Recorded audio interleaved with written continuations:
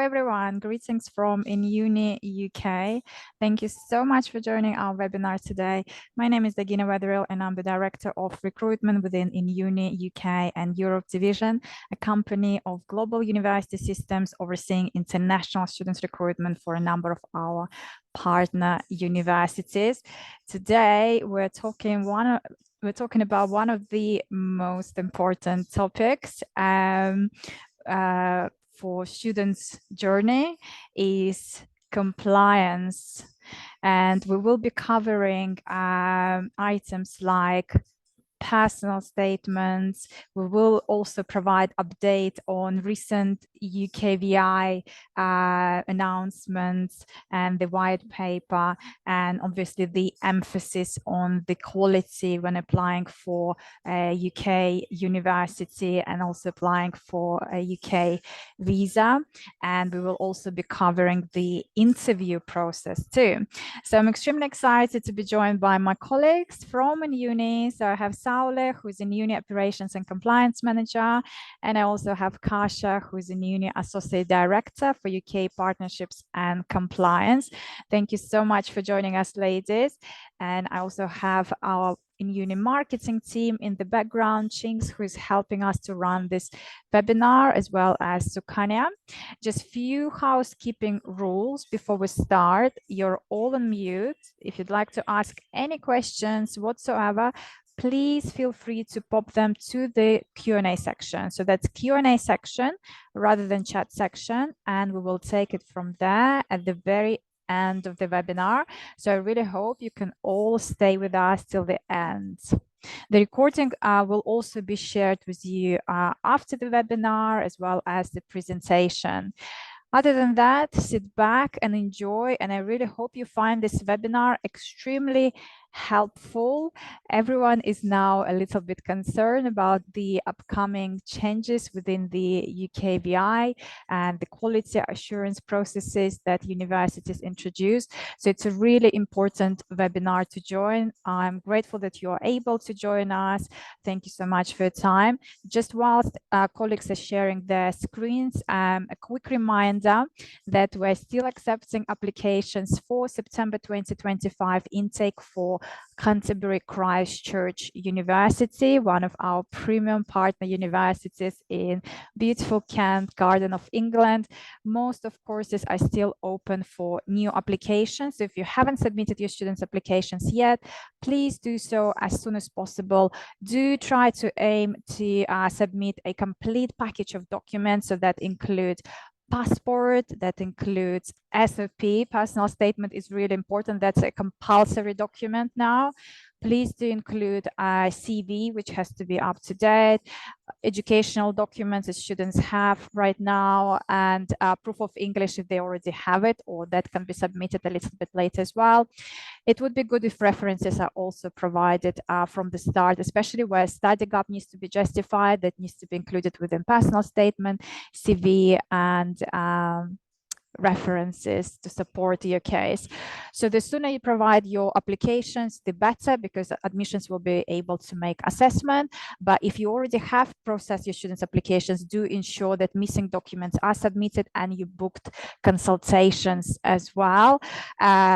Again, the sooner the better. We're already in July, so we want to make sure that your students complete their journey at the soonest and apply for a visa in the UK, which currently seems to be processed quickly. However, as it gets closer to the intake, UKVI may get a little bit slower in processing UK visas. So we want to make sure your students have sufficient time for the whole process to be completed and to arrive in the UK on time, to start their studies, to start their inductions on time without missing anything.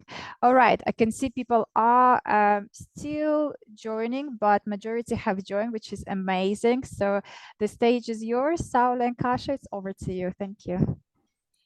Thank you so much, Dagina, and welcome everyone to the webinar. It's amazing to see so many of you here today.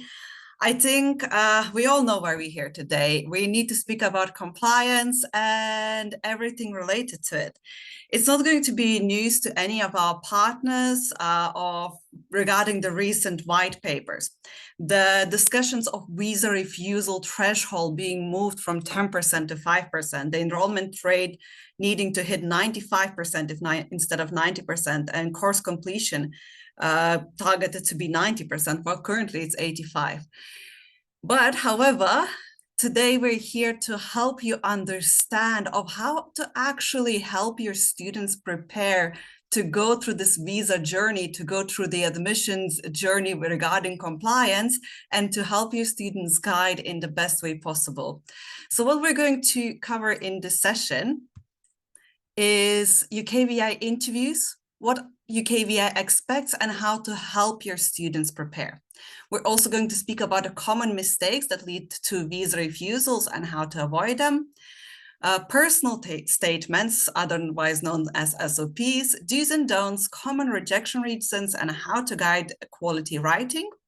And we're also going to go through a session of myth busting. We're going to be together with Kasia discussing the most common myths currently we hear in the market, and we're going to be discussing what's actually true and what is false, and why do sometimes people believe that it's true when in reality it's either not in effect or not true.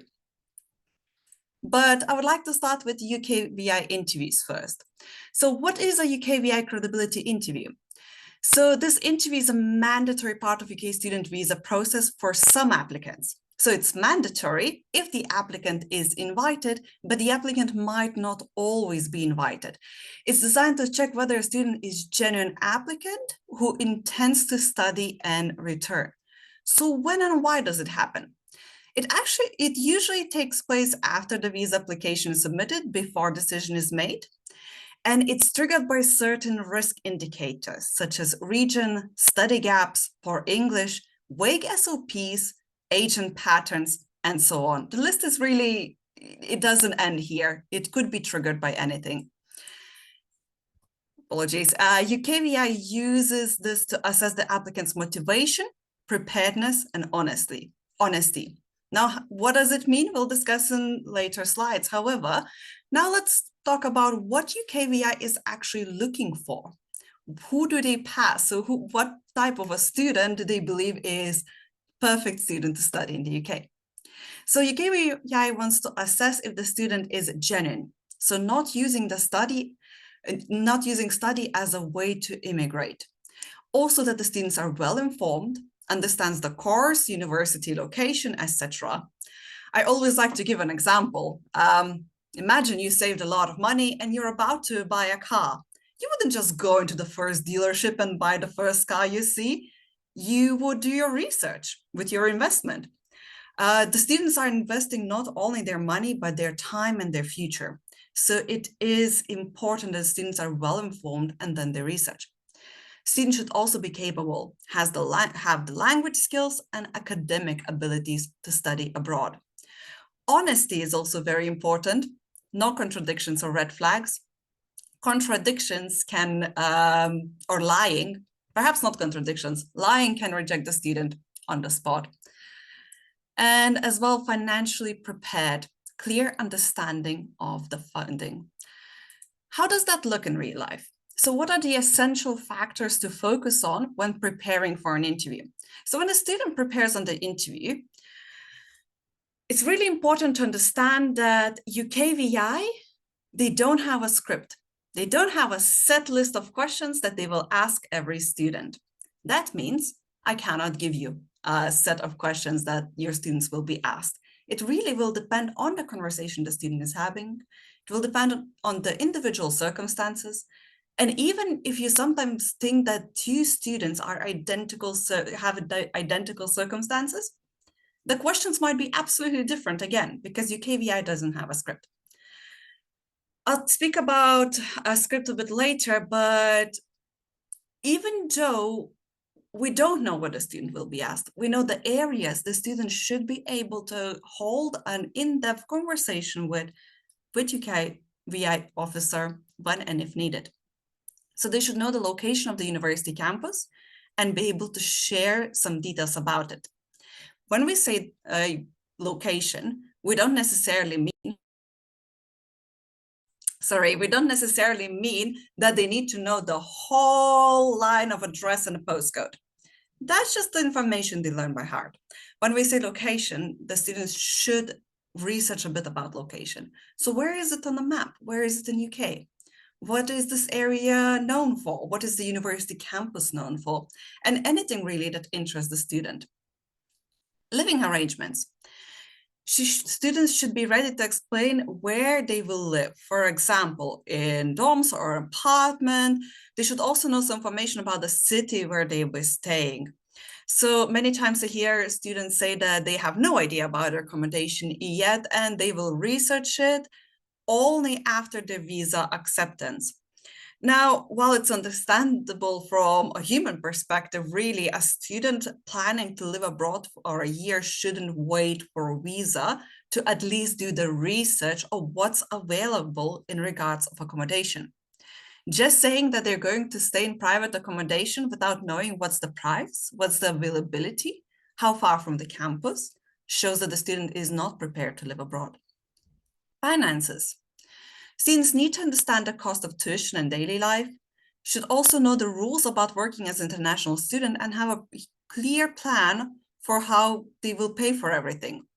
So it's very important to have clean and good financial documents to prove your students' ability, to prove their finances. However, it's equally important to be able to speak about our finances.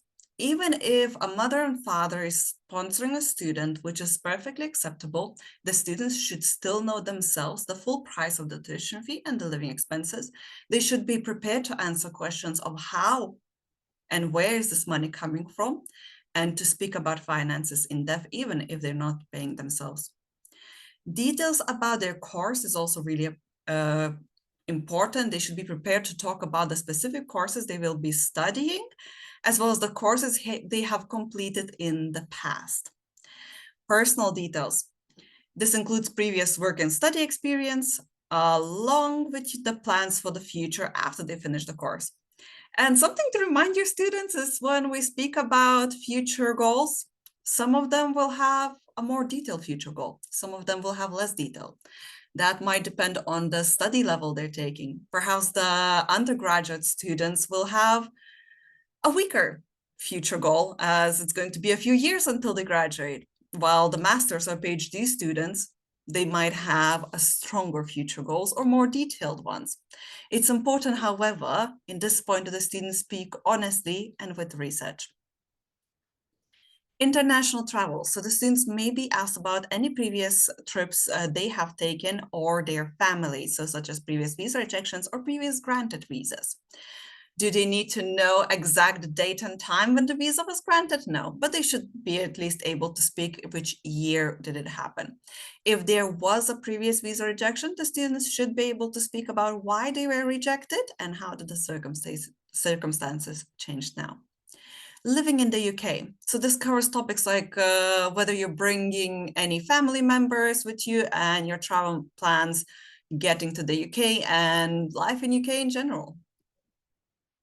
So what are the potential reasons for failing the interview? So one of the main reasons is irrelevant answers. So often scripted students use irrelevant answers.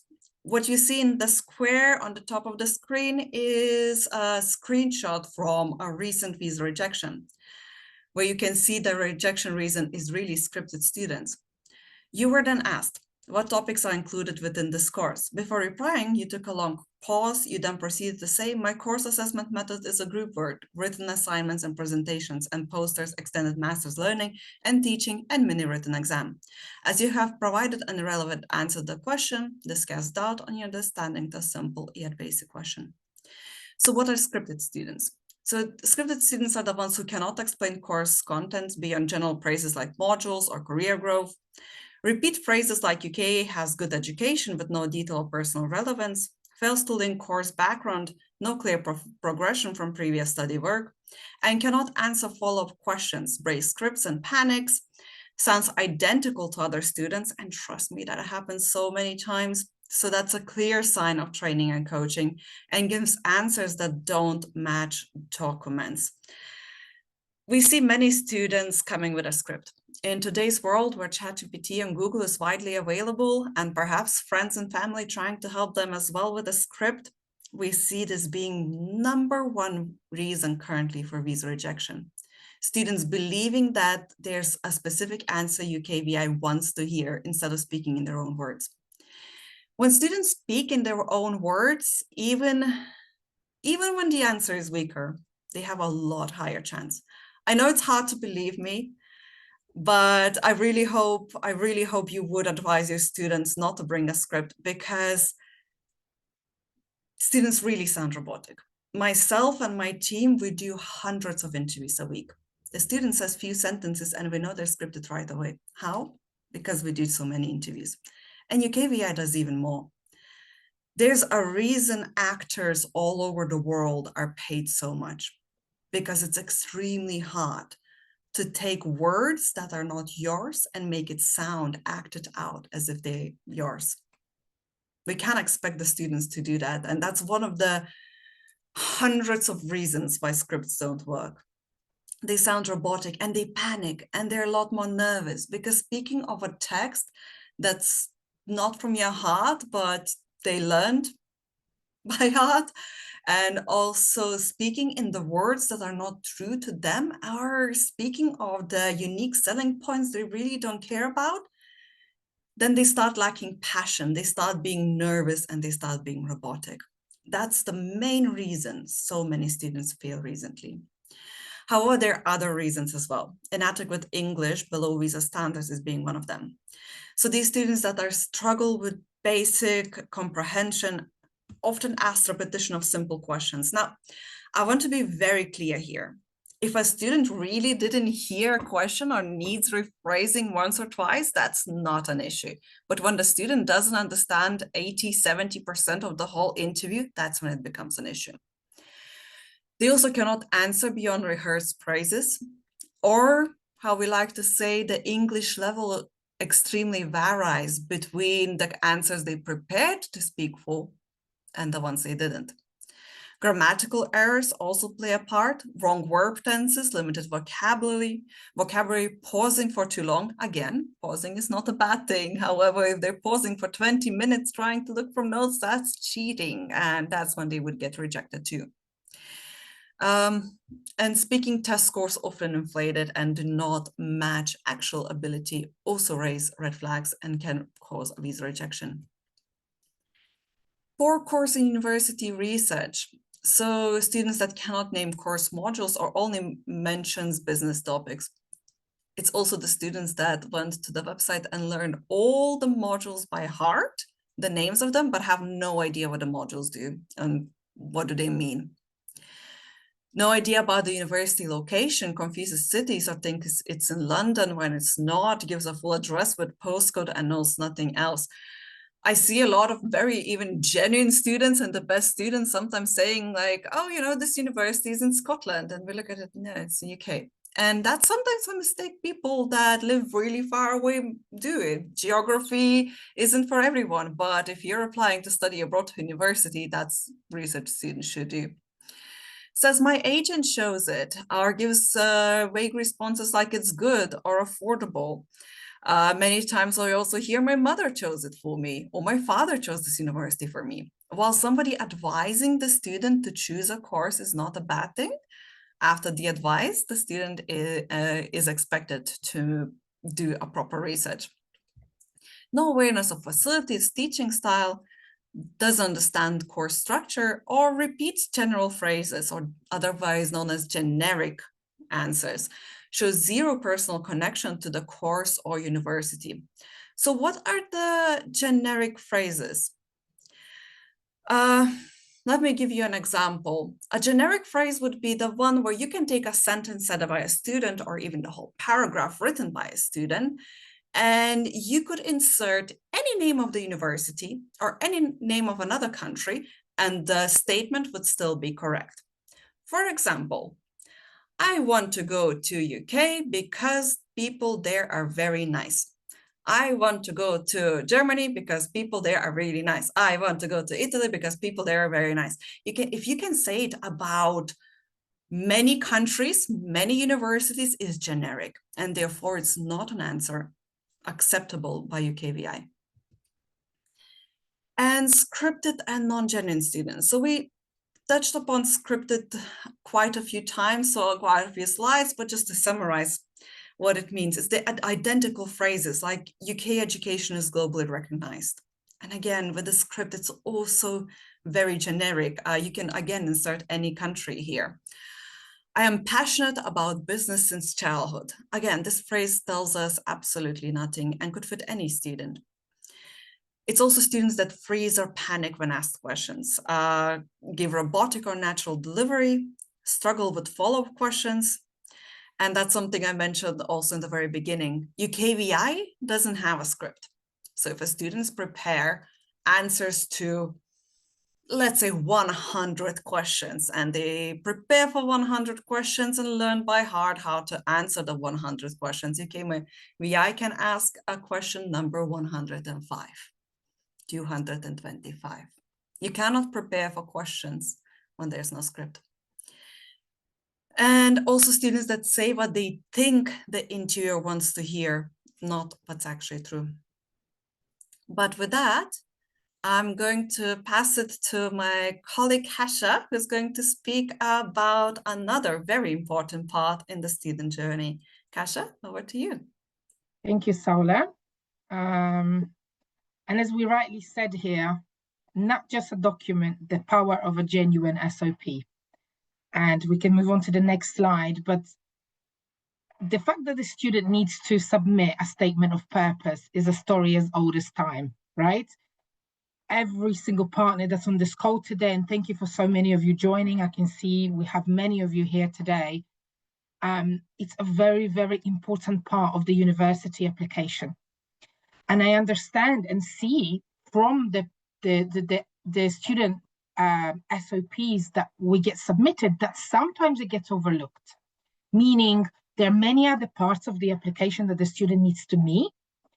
It may be thought to, there may be some sort of a perception where the student submits it as part of their package without paying enough attention to it. Now, I just want to remind everyone here, SOP is one of the main and primary documents that the university looks at before deciding to admit the student. Not every university has the luxury to interview the students. And as you may know, guys, part of the UKVI recommendation and expectation from each sponsor holder, meaning every university that has the power to be an international sponsor, therefore issue a CAS for international students, there is an expectation from UKVI that such university requires statement of purpose, as well as audits the students, whether it may mean for a pre-CAS interview, as you guys may be aware, for example, for one of our biggest partners that we work with, or whether it may mean through an AI interview. There may be different approaches to it. However, when the student takes that interview, please remember that statement of purpose will be the one that the university person will be looking at while speaking with the student. Therefore, if the answers do not match, even if the student answered beautifully within the interview, they will be rejected, whether it means an InUni interview, whether it means an interview down the line, whether it even means UKVI interview later as well. And a statement of purpose is a personal essay explaining the student academic motivation, course choice, and career plans. And they're used by universities, as I already said, to assess whether the student is genuine. And there will be credibility doubts if an SOP is weak.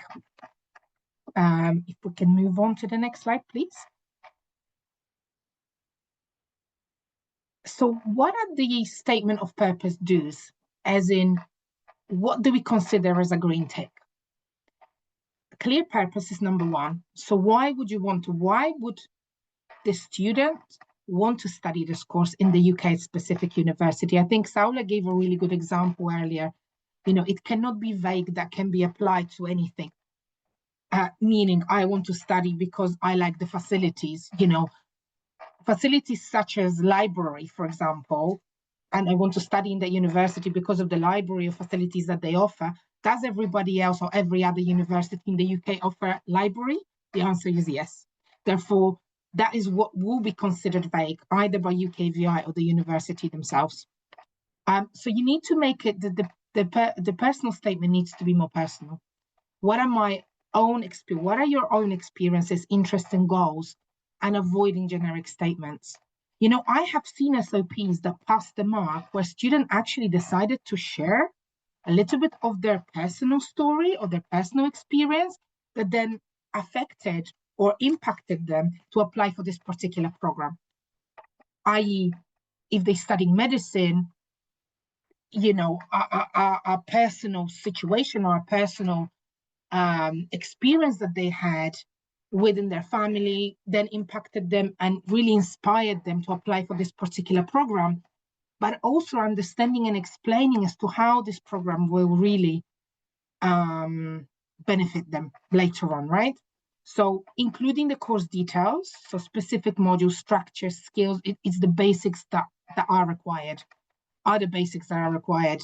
Without that, you know, there may be an impression from the person reading it that the student does not know enough about the applied program. I'm not talking about rough listing all of the modules, just to be clear. I'm talking about including the modules that could be of interest, you know, anything specific. Again, explaining the university choice. But again, just saying this university is ranked X within X ranking is not good enough. It needs to be linked to as to why are you mentioning this ranking. So, you know, is there a particular feature about the university that is of interest to the student as to why they applied for this university, i.e. industry link? Maybe they've had some sort of exposure or conversation with a particular academic that inspired them to apply, that they feel that the university is very personable or, you know, has a hands-on approach. Again, it needs to be specific and it also needs to be factual. Therefore, anybody kind of looking at the university website, if you are referring to an academic, that academic actually works in that university and, you know, works within the field that is mentioned. Show career planning. So not only are we looking backwards as to why did I apply and what was the reason, what, you know, what was the research that I did prior to applying, but how am I looking outward, meaning how am I looking forward as to what this university experience as well as the course will benefit me in the future, and how is that linked to my career? And you know, as Saula said earlier, it's not a cheap investment. You know, the student needs to invest quite a lot of money in order to study in the UK, include also on top of that all of their maintenance funds that they have to spend in order to support themselves through that journey without their family being around, right? So they do want some sort of career out of it. The whole goal and idea to apply is, okay, what am I doing after, right? How is this benefiting me? What's in it for me factor? Addressing any gaps or red flags. So just if something doesn't seem right by reading that SOP, it probably isn't right. And what I mean by that, if there is a gap where the student is explaining, I've done this and that in this particular year, and this is why I applied, but then starts talking about 20 years later, obviously I'm exaggerating in terms of the study gap, but if it does not align or it does not flow within the SOP, it may also be rejected because it just does not justify enough as to what is that clear journey for the student to apply. And if there was a gap of 10 or 5 years, why did the student all of a sudden after 10 years decide to apply for this particular program? And the SOP is read by the university representatives to understand and gauge. You know, their goal is to investigate, to understand from the SOP, does that align with the interview? Does that align with the whole profile? Are there any red flags or gaps within the SOP that weren't highlighted in the interview, and vice versa? Check spelling, grammar, and tone. That goes without saying. I think it's self-explanatory. There are many tools that can be used, i.e. Grammarly, for example, to help the student checking their spelling. There is even free versions of that the student can use. Ensuring consistency. So again, I've already touched on that, but just understanding and matching the interview answers and vice versa. Reviewing rather than rewriting. And that's a very, very important step, because rewriting can often lead to actually losing the core of the initial SOP that was written. But I think this is more of a guidance for you guys, for you, dear partners. Give your students the indication where they can find the information, guide them, signpost them to the right links. Look, have a look here, have a look here. Give them the direction, but don't give them the answer. It's their decision.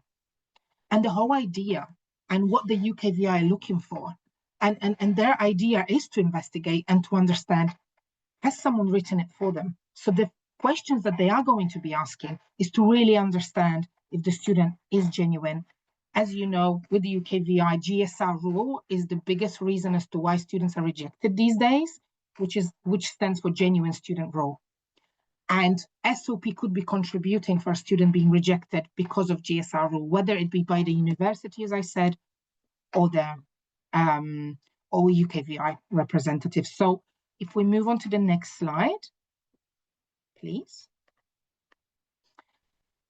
So what are the don'ts? I think I've mentioned some of them already in my previous slide. Using AI-generated content. And I want to be very clear here, guys, because I know in the era of AI and in the era of ChatGPT and the era of AI actually growing as we speak, right, and being used by more and more companies, and we're talking biggest companies in the world, like, you know, with Microsoft, including Copilot now, and so on. AI should be used, can help you to find specific links or websites, you know, can help you find information faster. However, if there is the entire SOP is scripted or written by AI, it will be found out by the university, because the university is using tools, including Turnitin, which is one of the best in the market, to understand if the student used AI. And if AI content is showing a high percentage, the student will definitely be rejected. It needs to be the student's own words. So AI can still be used to, in certain extent, to help them again in terms of guiding, but it cannot be used, just to be clear and specific here. Hi, can you please write my statement to this university? Because straight away that will be flagged during the review. You know, copying online SOPs or from friends will also show, because we're using tools to screen for SOPs, so we can see that there are two same exact SOPs that have been submitted on our system or on the university system. So all of that comes up, and that again leads to a rejection halfway through the process, which is very disappointing to the students. Sometimes they could have already paid at that point. So again, I would say a really big thing here, guys, in terms of writing the SOPs or ghostwriting the SOPs on behalf of the student. Don't do it. It's not worth it. Don't, you know, even if the student is saying to you, please, I need your support because I don't know how to, you know, please, can you just guide me in terms of, don't do it, because that student will be rejected sooner or later. And even if they manage somehow miraculously get through the process, they won't be able to put it into words in the UKVI interview. And from what I'm seeing, there is a lot more interviews as we speak for this year. So, you know, you all are very well-established partners, and you work with multiple universities, or you may not. You don't want also a reputational risk for yourself through this process. Therefore, absolutely go against that, and almost plant a seed in your student's mind to say, okay, but what do you want to write about? If you see that they're lost, maybe they're young, they're applying for undergraduate program, you can have a conversation with them, or you can, you know, direct them to another representative that you work with from the university, but do not write or support them through the full writing of the SOP, because this will come out sooner or later. Don't be vague or overly general. That's another rule, obviously. Anything about profanity or lying or hiding any information, it's not going to also come out well and it will be found out. Skipping the course details, so any important details should really be included. Reusing the same SOP for every university. And look, I see that on a daily basis. My team sees that on a daily basis. Students forget to delete the name of the university and submit the same SOP where the name of the university have been deleted in the top line, but they forgot to delete it in the middle line on the last line. Therefore, you have, I've applied for X university, but I want to study X and Y modules for B university. And straight away, without even, university would not even go through that SOP. At that point, it will be a rejection immediately. Submitting with grammatical errors that does not obviously look well and reflect well on their academic ability, as well as making it too formal or scripted. It needs to be personalized. And think about it. You're paying a lot of money. Your student pays a lot of money. They would pay certain fees to you as well to study at the university. Why do they want to study? What's pushed them in their situation? What's driving them in their situation? What's their motivation? I'm sure the story behind that is really interesting and can be somehow put into a more professional manner in the SOP. Let's move on to the next slide.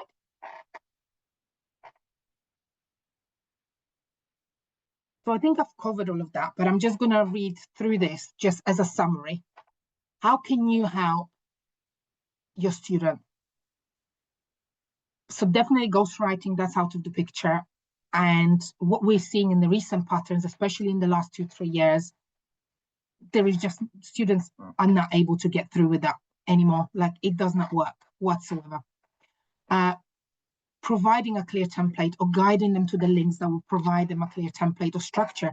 In general, you can provide them with links to say how to write your SOP. There is a lot of academic, for example, if you use Google Scholar, there is a lot of links available that will really explain in detail to the student as to how to write their SOP, especially if they're writing their first SOP and they're applying for undergraduate program. Asking reflective questions to spark personal content. So not giving them the answer, but planting the seed in their mind as to, okay, what do you want to think about? And it's almost like as if you're speaking to a personal coach or motivational coach that is guiding you in terms of your career. They're never going to tell you, I think you should do X, Y, and Z. Go and apply for this company, because they're going to ask you, and then you're going to answer with the answer to their question is going to be an answer that you're giving to yourself. And that's how it works. You and the role that you play is very much of a coach, right? A motivator for the student to apply for the right reasons. And I understand that, we all have targets to meet. There is various things that we have to take into account. But at the end of the day, we are in one of the most inspiring sectors in the world. Education is everything. Without education, there is no growth, there is no power. Therefore, you definitely want, for your own reasons as well, and for your own reputational reasons, the student to do it for the right reasons. And I mean, I would also guide and recommend to all of you to really go through the wonderful guides that are provided by Beulah, because Beulah really works closely with partners all over the world to ensure that you have the right guidance. And I can also ensure that we resend you the pack that we have available from GAS. Reviewing, the SOP, double checking, does it make sense? Is it not written by someone else? Helping balance the professionalism with personality. Sometimes a compliment to a student can go a long way. Say, do you not want to focus on that? Because I can really see through the interaction with you that your personality comes across in a certain way. Encouraging them, supporting them, and flagging any red content, so-called, so plagiarize or overly generic. Let's move on, please. So I just have some examples to close this section. And I think what's in yellow is what I want to highlight. And I think it goes without saying, it's self-explanatory. Profanity, or inappropriate language will not be accepted, or a language that cannot be deemed as professional, such as businessy. What does businessy really mean, right? As you can guys see as well here, the last sentence or the last paragraph highlighted in red, that is not appropriate, and we could not submit that to the university because it will be rejected. Next slide, please. Again, submitting SOPs that are not finalized, and I'm not sure whether it was student or who wrote this SOP, but at the bottom you can clearly see it's not finalized, and it was referring to someone else helping them write this. Tech help, please. Is this any good? Who is this sentence aimed at is the question we don't know the answer to, but as you can imagine, this SOP was rejected. Next one, please.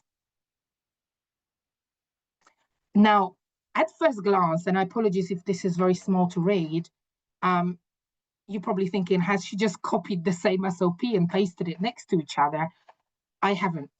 This is a genuine example that we've had for one of our universities that was submitted by two different students that applied for the same course. That is word for word, exactly same university, exactly the same SOP.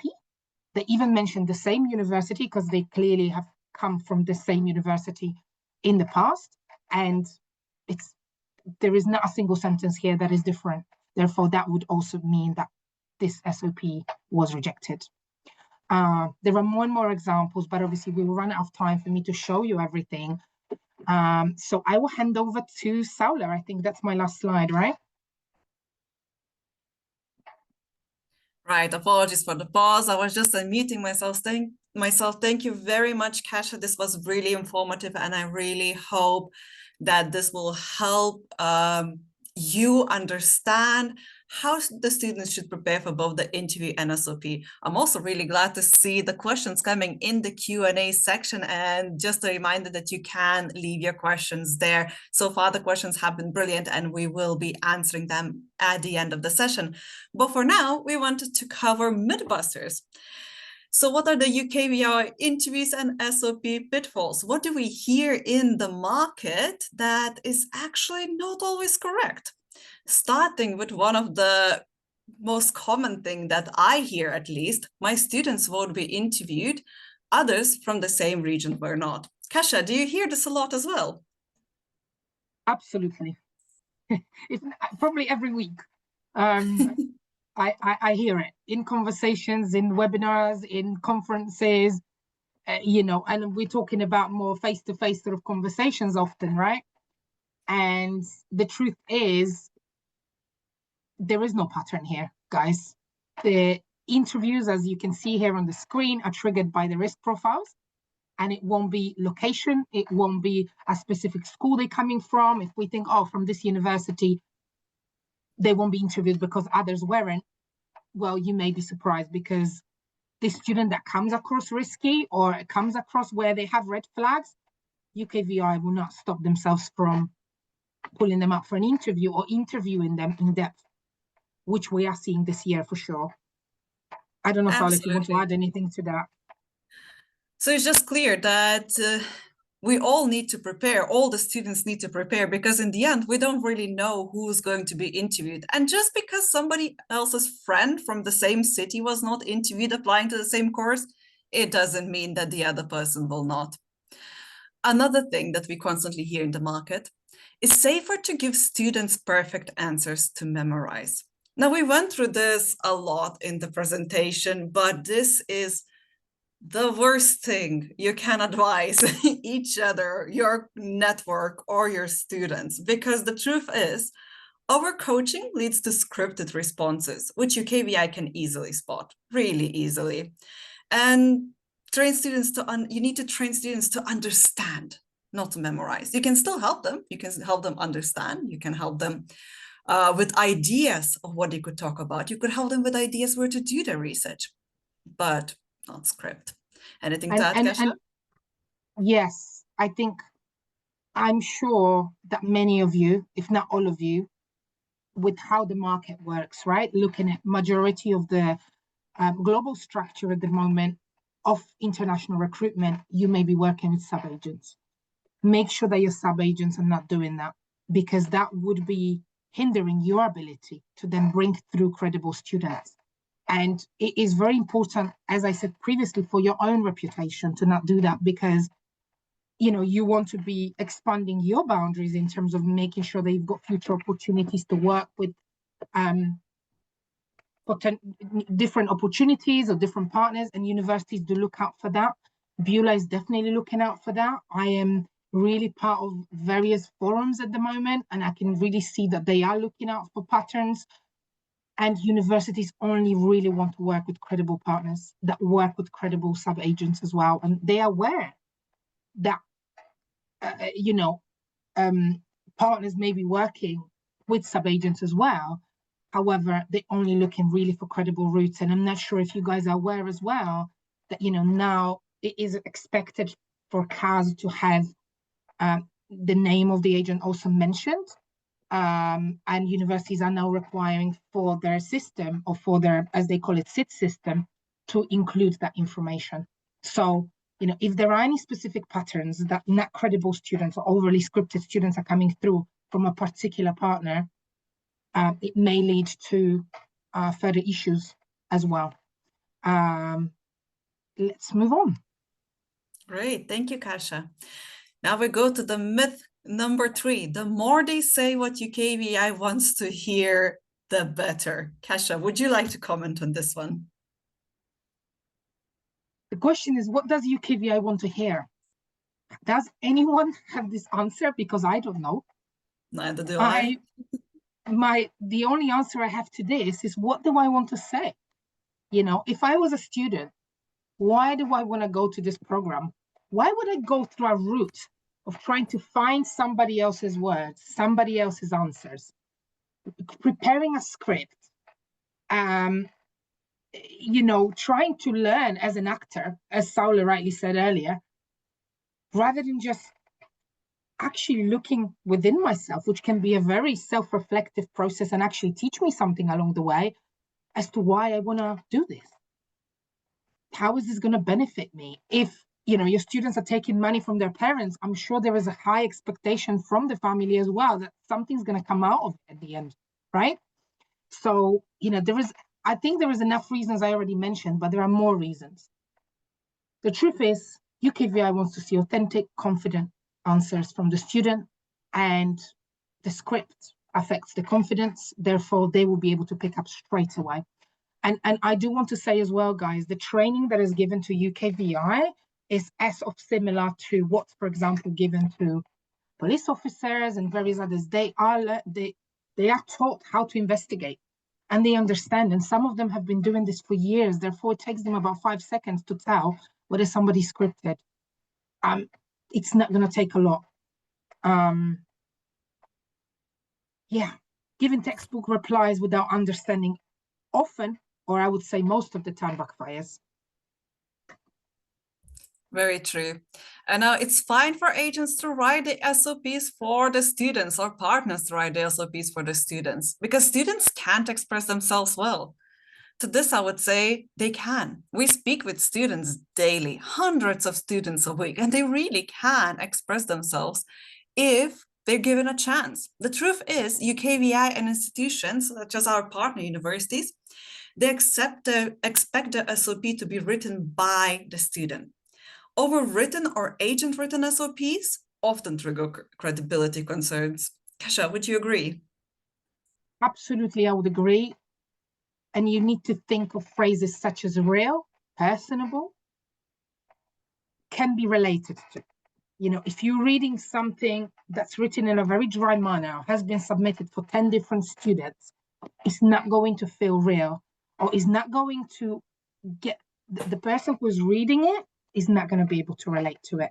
And remember, there are humans reading it. The universities are not using AI tools, guys, which may be a surprise to you, but they're not using AI tools to read it. There is a physical human that reads these SOPs and needs to relate to that and say, actually, what they said in their SOP, I can see that on their CV, and they also mentioned that to me. in their interview. And also, I would like to reiterate, guys, that often the people that are the admissions officers that are reading these SOPs could be also part of the interviewing process. So they physically have seen the student or are reviewing the recording, and they want to see, does this somehow match up? You know, it's almost like a crime has been committed. Do the scenarios provided or the feedback provided from all of the witnesses match up? You know, how does that all align? And I'll give you one example, guys, that was quite shocking for me and Saula to review. One time we had an external company go through our process with a student where they did a mock interview with the student. And it took that officer an hour and a half of that interview that the student paid £600 for to get the student off the script. And at the end, he said, sorry, but I can't help you anymore because we've spent an hour and a half for me to convince you that you shouldn't have been saying someone else's words. To what the student burst in tears and said, but my agent told me to say that and I thought this would be for the best. Only then did he manage to confess.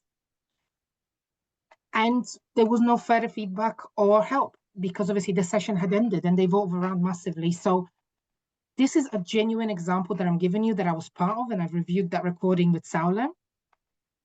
We don't want that to happen to our students. Reputation is all we have, guys, and we all work together as a team. So that's what I just wanted to add. Well said, Kasia. Thank you very much. We still have a few more myths to go through before we go to our Q&A session. And the next one is, we can reuse a good SOP template across multiple students. So I think Kasia has already covered it in the previous slides as well. But the truth is that plagiarism detection tools flag duplicate content. Even minor edits aren't enough. SOPs must be tailored and original. And it's really not only the tool used, it's also a common human sense. If I am reading 10 SOPs a day, I will notice when they repeat. Even if the SOP is 4 weeks later, it triggers your memory. It still triggers it. And anyone reading SOPs can very soon catch on that it is the same SOP. And also, then it will likely be generic and scripted and will just not sound genuine. And we have the last myth, using ChatGPT or AI tools make SOPs better. I'm going to give this to Kasia, as I know she's passionate about this topic. Kasia, would you like to comment? Well, I think I've said everything I needed to say about AI already. But we're talking about a robot, right? AI, artificial intelligence, is what it stands for. Therefore, it's not a human writing it. It's a robot pulling information from different sources. Is just a more smooth version of what we used to use previously via Google, right? Can you find me these sources on that? It's still going to sound like a robot if it's not personalized and if it's not applicable to the student's journey and their CV. And often, as you know, guys, universities request references. Therefore, everything needs to match as a full journey. There is no other way about that. And guys, look, the last thing I will say before we end and go into questions. You may be seeing different universities in the market. Some may have lower entry criteria, some may have higher entry criteria. Students may be pushing you and saying, look, I really want, that university accepts this, but this one is asking me for more. Believe me, with everything that's happening at the moment in the UK in the market, with white papers coming out and with the expectations from UKVI and Office for Students upon universities, everybody will be screened and everybody will be asked to change their approach if their approach is too lenient. And I can guarantee you that, because this is why audits are happening. This is why various things are happening at the moment in the market. So really look out for that. If something doesn't seem right or seems too easy, it probably isn't. Therefore, we have to go through a normal journey, and a normal journey means providing the documents that every university in the UK expects and a well-ranked university expects, because you also care about your own reputation in terms of working with credible institutions, right? So thank you. Saula, back to you. Wonderful. Thank you, Kasia. It was wonderful to go through these myths and see how many of the myths are currently in the market that are creating confusion and sometimes even unrest, when in reality, the situation is what it is. And with that, we're going to go to the Q&A session, and I will pass it to the Gina, as I already see wonderful questions coming in for us.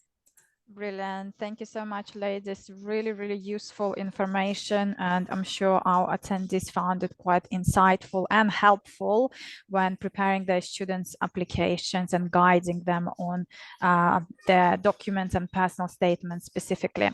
All right, let's see whether we've received, I can see a few questions, if they're compliance related. Okay, so if a student had a UKVI visa refusal, what should students say? I guess the first question here, would the university even consider these applicants if they already had a refusal to enter the UK? We would need to look into the refusal letter to understand what was the reason for rejection. If the rejection was based on the credibility issues, then that would be a red flag, unfortunately. So we would not normally be able to consider. If students had visa rejections for other countries, again, we would need to look into that individually, because as Sauli mentioned at the beginning, right now UKVI is becoming stricter, going from 10% down to 5%. So it's becoming increasingly important to understand students' visa history, and especially if they had a rejection from the UKVI previously, potentially for another university perhaps. Is there anything you would like to add on that, Kasia? Thank you, Gina, and I think you've covered everything. The only one last thing I would say to answer your question, if I understood your question correctly, what should they say? The answer is the truth. At the interview, so, yeah, they yes. probably mean at the actual suitability interview. What should they say? Should they mention it? Should they disclose it? I would say disclose it from the start when you actually submit your student's application, because there is no need for you to go through the whole journey if, in essence, you wouldn't even be considered, right, for a CAS letter by the university. So. And I think it's exactly, and I think it's important to also remember, guys, that UKVI has access to everything. So even if the student didn't mention it within the university interview, which we strongly recommend and suggest, actually, we say it's without that, there may be a very high chance of the student failing. UKVI can view the letters, especially if it was in the UK, they will be able to see that. Therefore, that will lead straight away to rejection. So, yeah. Perfect. Thank you. If a student use an AI-generated content and then paraphrase it using Killbot or any other tool, would the university still be able to detect that? It's a tricky question. I love the creativity of our attendees. AI-generated content, then paraphrase it using Quillbot or any other tool. Yes, if they're using Turnitin, they should be able to see that, guys. So again, it depends how they're paraphrasing it. So what I'm trying to say is, are they writing?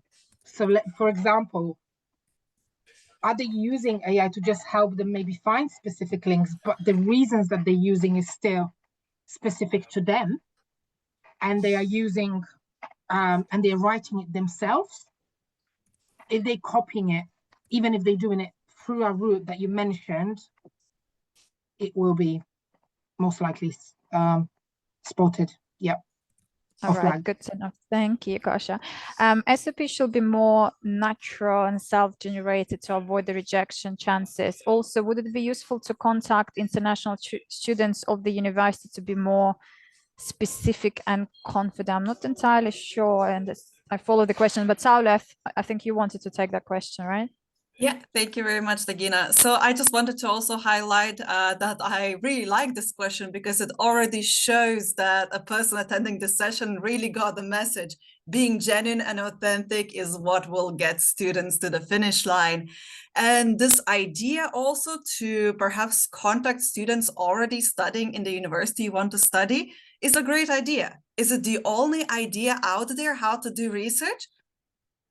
Perhaps not, but there's a lot of ideas, but this is definitely not a bad idea. There's no one correct way of how to do a research. Everyone will have their own preferences of what they're looking from their studies, be it the student experience more, be it the actual course themselves, but this is not a bad idea at all. Perfect. Thank you, Saule. What if students use AI and humanize it? Is there a chance for rejection? What's the way to humanize it? Depends on what we mean by humanizing. Everyone is being sorry, I'm creative not sure today. if I fully understood, but I can see you guys are being very creative with still wanting to use AI. So maybe I'll throw the question back at you. What do you want to use the AI for? Without asking the AI to say, write me a personal statement for CCU, because we can't do that. Because it will be copied from there and straight away the tools will show that. So maybe if someone wants to answer that, then we can go further with that, what we mean by humanize. Also, just a reminder that when the AI tool scans for artificial intelligence, it doesn't only show the SOPs written 100% by artificial intelligence. It might mark that it was 20% artificial intelligence or 50%, and that can equally affect the rejection rate. So if it's 100% AI generated or humanized to be only 40% AI generated or 20%, the SOP will still be rejected. Thank you, Saule. That's good to know. Also, mainly speaking of undergraduates, is it acceptable for justification of different backgrounds of academics, or is it totally flexible to choose a field after high school?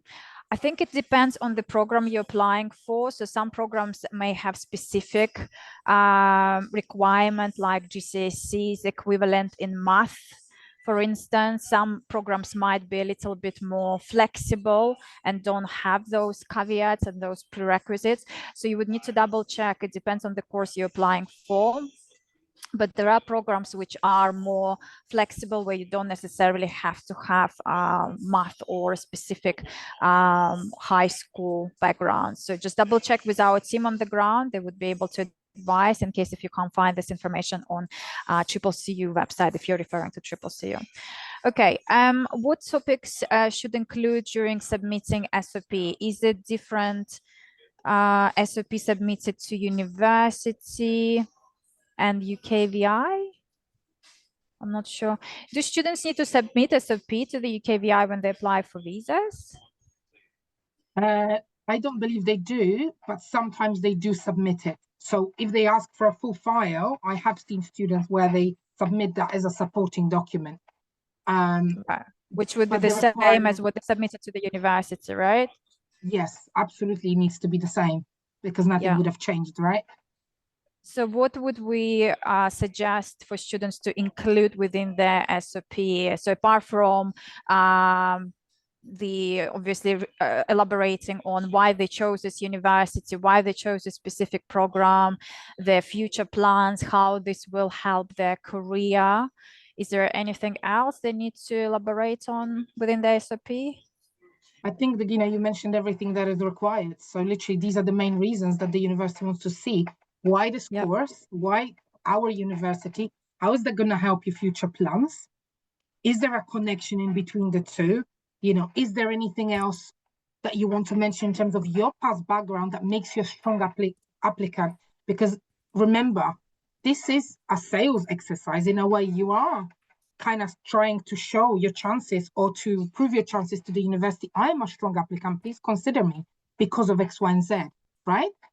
And being a strong applicant doesn't necessarily always mean that you can't be vulnerable, you can't be personal, you can't say a specific situation in my life that was difficult, then empowered me to become stronger and then do this because of X, Y, and Z. It doesn't always need to say I'm the best, I'm Bill Gates, I'm the strongest, but showing how sort of you use your emotional intelligence in terms of linking all of the aspects together. It needs to be, even if it doesn't equally show, okay, paragraph 1, paragraph 2, exactly on each one, even if, let's say, paragraph 1 is a bit heavier than the paragraph 2, how does that link together and how does it read? What I strongly recommend, just read the SOP after you've written it. Read your student's SOP. Does it, if you are the person accepting it, would you believe that student?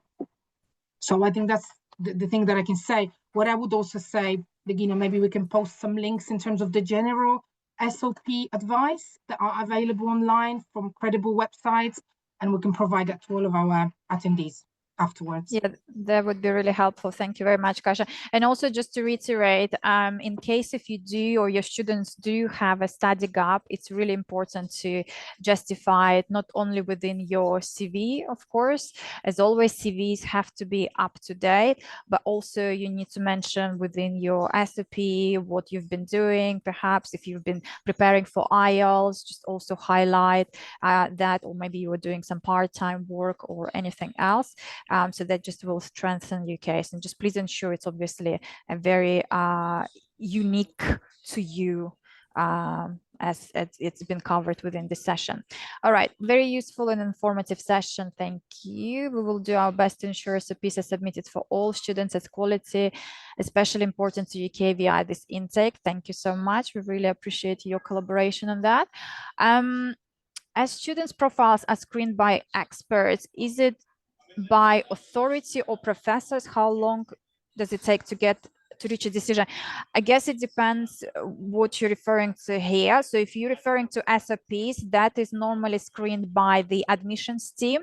So that's why we require now SOP with your initial student's application. So SOP CV is a must to submit within your initial application. We've sent the communication on that as well. So that doesn't take long. Within 24 to 48 hours, once the application has been received, our admissions will provide an update. If a student is considered, the initial conditional offer letter will be issued. If there is something that's detected within SOP, then the application might either be declined or you would be requested to provide an updated SOP. So that's why it's important you provide it at the initial stage of application. And if I may add just, Gina, really quickly to that, because I think that's a very valid question.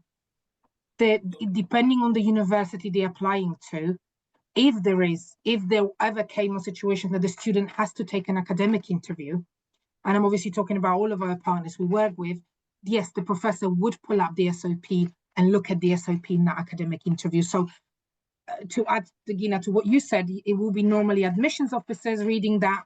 However, there may be additional people depending on the program, especially if they're applying for more intricate programs like medicine, like biology, specific programs where maybe the process may be a little bit more intricate. And again, to reiterate, this is why it's so important to actually do it for the right reasons and for the student to show the informed decision. Because imagine making all of that align if you are lying or not being honest about the reasons. It's very difficult to make the whole story sound credible, right? Given the amount of people that will be kind of looking at it. So yeah, that's even more so of a reason as to why it needs to be honest. Perfect. Thank you, Kasia. Okay, we've kind of run out of time, but I can see still a few questions. So we will try to take them very, very quickly because I can see some people started leaving already. Can you clarify rejections for CCCU SOP? Some students are being rejected by just for the why CCCU answer or location choice. A bit more flexibility could help, especially when intent is genuine. Again, without looking into the SOP, Regina, could be difficult for us to know what we mean by location choice rejection, because if the student provided vague reasons as to why choosing particular location, as Saula said earlier, the answer is not deemed as genuine, therefore student will be rejected. So I would have to see the particular case, to be honest, to be able to comment further. Okay, let's move on to the next one. What kind of job opportunities for international students? Tell me specifically about Canterbury. I mean, this webinar is specific to compliance, but you're welcome to also go through the recordings of previous webinars we've had, especially the one we did last week on careers. That will help you to understand on all the various job opportunities for international students, starting from part-time jobs within Canterbury being a very very touristic city, but also in the nearest areas as well, because it's surrounded by various coastlines, but also it's not far from London. So you will find opportunities if you would like to either live in London or commute to London, which is only within 1 hour from Canterbury. So there are plenty of various part-time job opportunities if that's what you're referring to. Students are still allowed to work part-time 20 hours per week for undergraduate, postgraduate, and obviously full-time during holidays. And you can still apply for your graduate route visa for 2 years after completing successfully graduating with a UK bachelor's or master's degree. So I strongly recommend you to visit that webinar recording. If you're having any issues, please contact our InUni CCC team on the ground. They would be happy to assist. InUni's applications processing for you also unconditional offer letter may take time. Currently, we don't actually have any pending unconditional offer letters as of yesterday, because we were discussing this with admissions. So if you submitted all the required documents which met the university's requirements and you've passed our InUni consultation, which is a way to prepare your students for pre-CAS interview, but also for potential UKVI interview, because as it's been mentioned, UKVI has started interviewing applicants in various locations.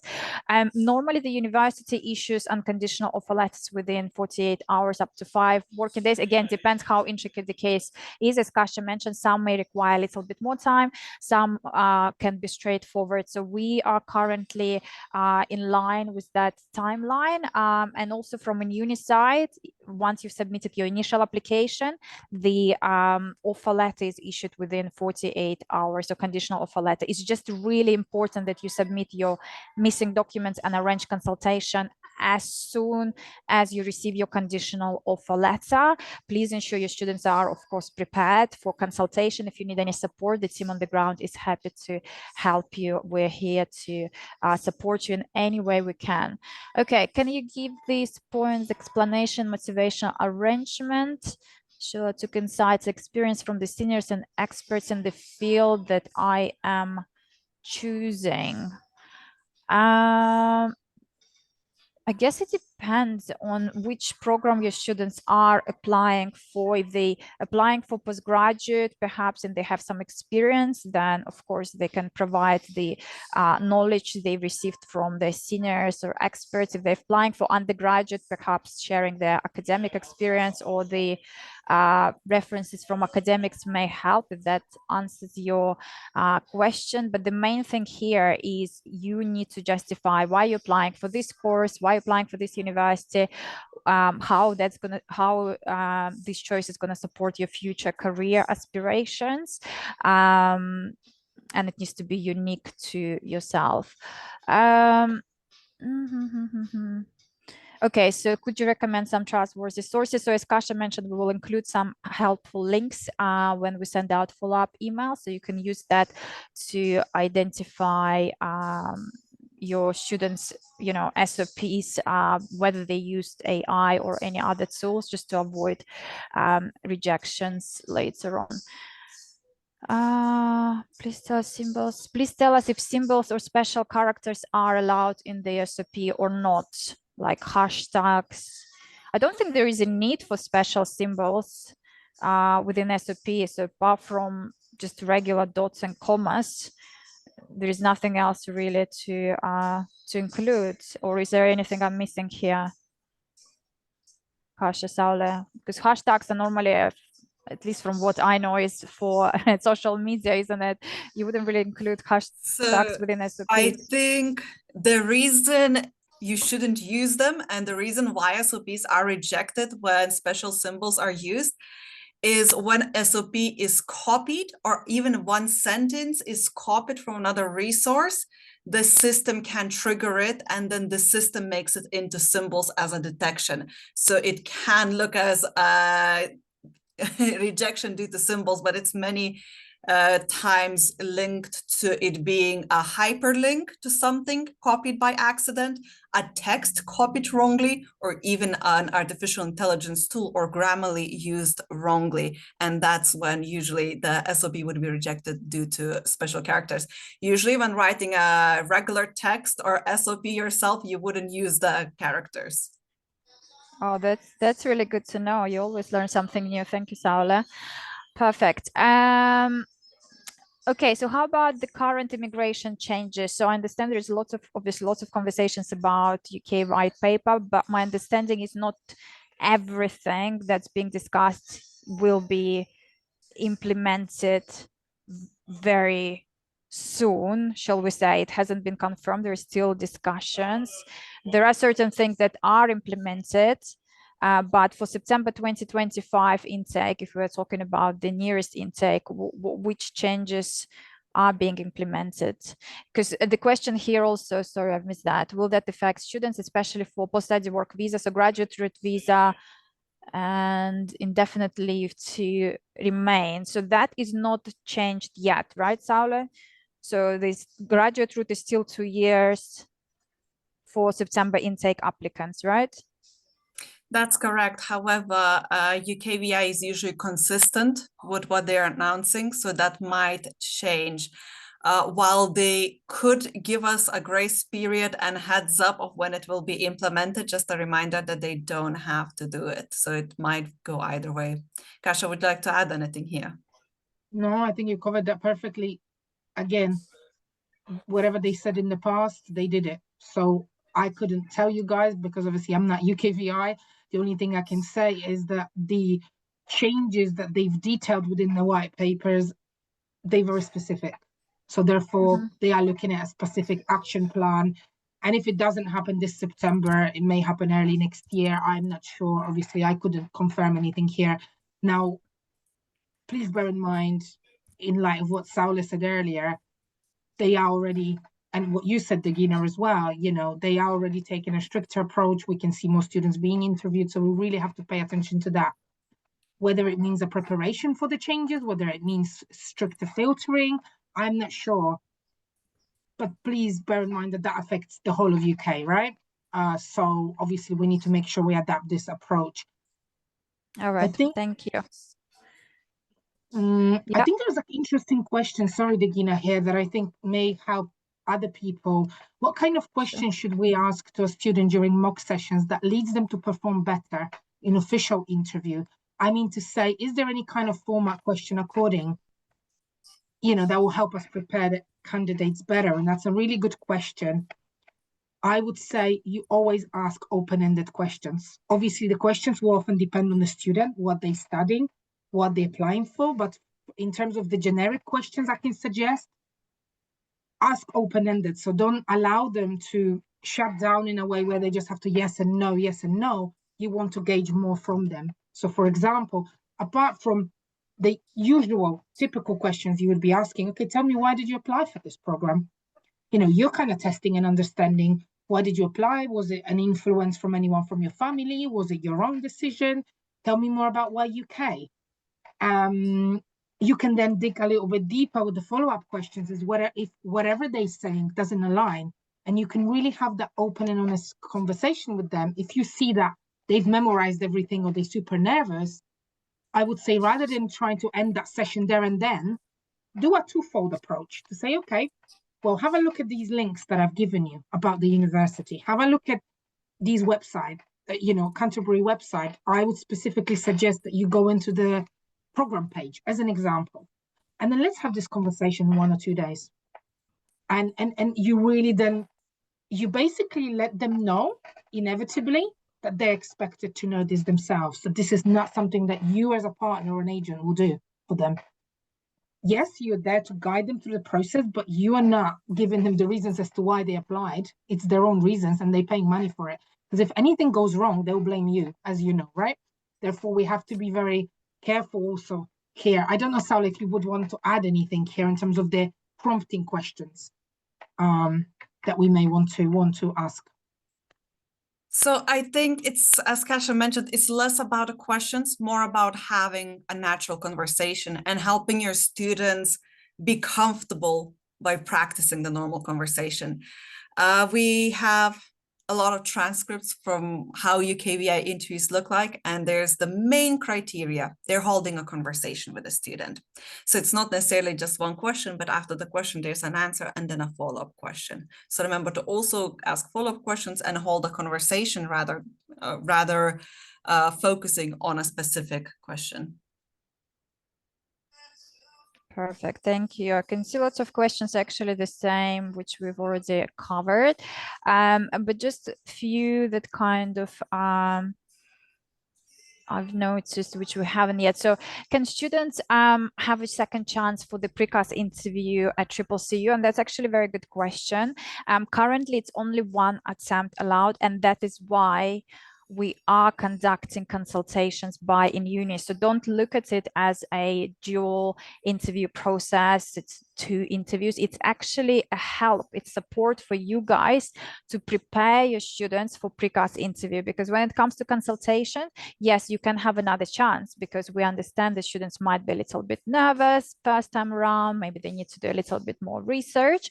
They still need to be prepared. They still need to put an effort, but we do allow second attempt. However, when it comes to the university precast interview, it's normally only one attempt, unless there is an intricate case or perhaps there were some technical issues where we asked and the university kindly allowed second attempt. Other than that, it's normally one interview slot that's given to the student. It's important that students attend it. Please ensure that they follow the right time zone. It's normally as per UK time zone, and they need to attend at the right time allocated for them and be prepared.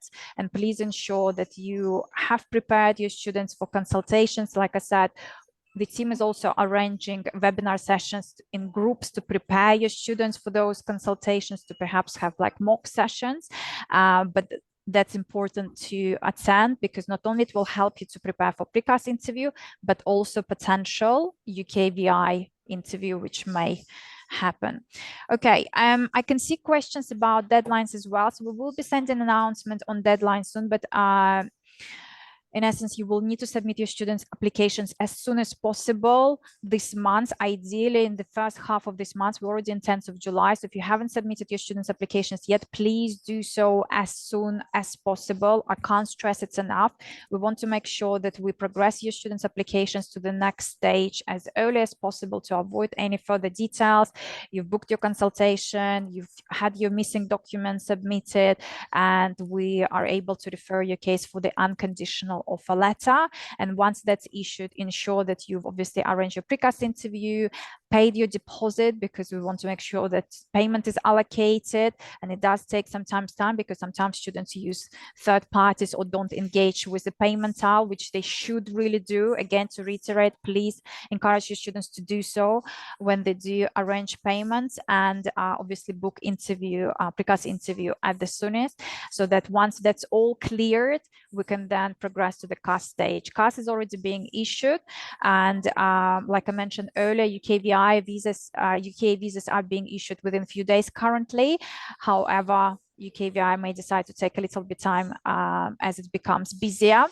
There was a question whether students should apply for admin review if they receive the rejection. It depends on the case. So it's very, very unique to the applicant. That needs to be obviously looked into. Okay, there are couple of questions I've noticed that you ladies wanted to answer, because many of them are actually repeating already the questions we answered. Saula, I saw the question you wanted to answer. The student had IELTS 8.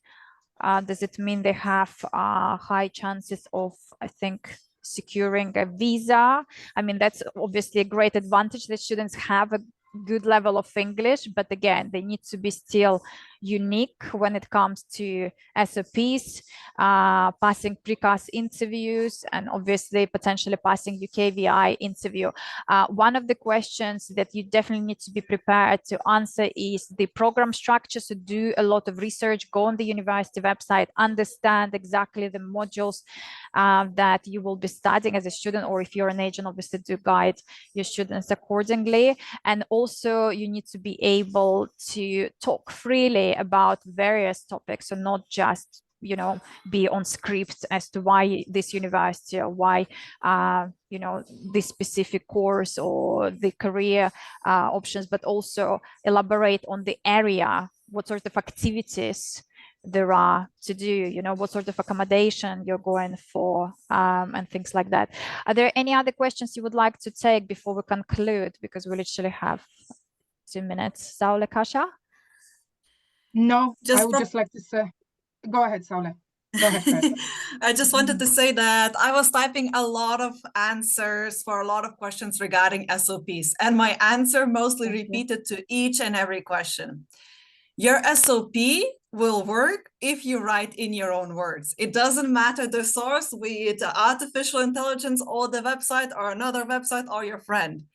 Don't copy and paste. That's what's going to get you rejected. Write in your own words. If you're a student, advise the students to write in their own words. I think I answered most of the SOP questions by typing, but this is something to take away. If you are generally, and your students are generally writing, not only themselves, but the real reason and the real things of why, and generally talking about themselves, that should do. But Kasia, sorry, I interrupted you. I'll give it back to you. You actually covered my point, Saule, so I think we're good. I just want to say thank you all for taking time. I know some people have dropped already.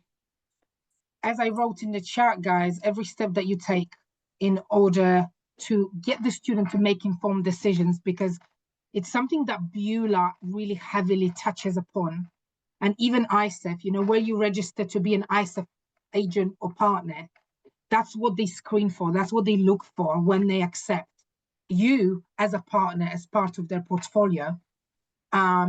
Is that your agency or your business only accepts the students that make informed decisions. It's something that's on the global agenda that everyone talks about, not only in the UK, US as well. It's very important that the student makes informed decision, and writing their own SOP is part of that. So let's just bear that in mind, and thank you all for taking the efforts towards this moving forward, and what you're already doing to create a better experience for the students, but also ensure that we are only submitting non-fraudulent cases and students that really genuinely want to study at that university. Thank you. Fantastic. Thank you so much to all attendees. And like I mentioned earlier, I really look forward to seeing more of your students' applications for Canterbury Christchurch University for this September intake. And if you are attending ISEF in London in September, I hope to see you there as well. And actually, I'm planning, if you are joining that, I'm planning to take you all the way to Canterbury to showcase the campus, to meet students, which would be a fantastic experience. I guess, especially if you already have students on campus. And yes, thank you so much to Kasia and Saule, really useful webinar. And thank you to the marketing teams. Do stay tuned for more webinars. We have another webinar next week for CCCU, which we will be sending you communication about very, very soon. Thank you all and have a great day. Bye-bye.